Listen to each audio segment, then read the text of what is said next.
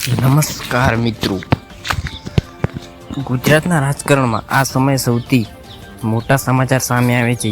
આદમમાં પાર્ટીના ધારાસભ્ય ચૈતર વસાવાને લઈને સૌથી નજર ગુજરાત હાઈકોર્ટ આગામી નિર્ણય પર ટકેલી.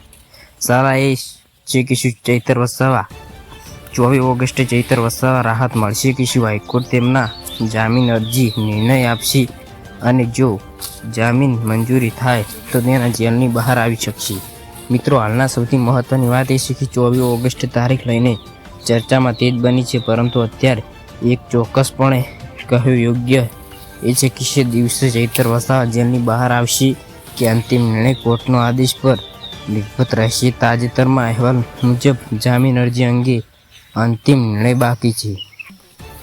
ચૈતર વસાવાના નર્મદા જિલ્લાના એક કેસમાં 7 વર્ષની સજા ફટકારવામાં આવી હતી. આ સજા બાદ તેમને હાઈકોર્ટના કાનૂન રાહત મેળવવા માટે કાર્યવાહી કરવામાં આવી અને કેસના અન્ય કેટલાક આરોપીઓને હાઈકોર્ટ દ્વારા શરતી જામીન મળ્યા હોવાથી અહેવાલો સામે આવે છે. પરંતુ ચૈતર વસાવા માટે સ્થિતિ અલગ બની રહી છે. હવે શું 24 ઓગસ્ટ તારીખ કેમ મહત્વ બની શકે છે? કારણ કે તેમની જામીન અરજીનું લઈને આગામી કોર્ટ કાર્યવાહી સૌથી નજર છે. જો કોર્ટ તરફથી જામીન જરૂર રાહત મળે તો કોર્ટના આદેશો પ્રક્રિયા બાદ જેલમાંથી બહાર આવી શકે, પરંતુ કોર્ટ નિર્ણય મુલતવી રાખે તો જામીન મંજૂરી તો કેસવાર ચાલુ રહે.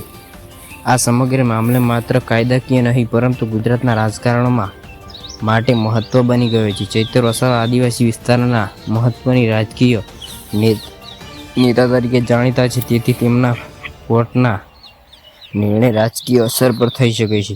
હવે આગામી થોડા દિવસોમાં સૌથી મોટી સલાહ એ રહેશે હાઈકોર્ટનો શું નિર્ણય આવશે.